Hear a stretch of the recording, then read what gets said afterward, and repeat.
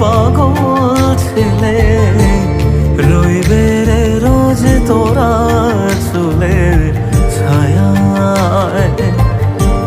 তুই নাকি মাসার বোঝনি, তোর কাছে নয় কিছুই কঠিন।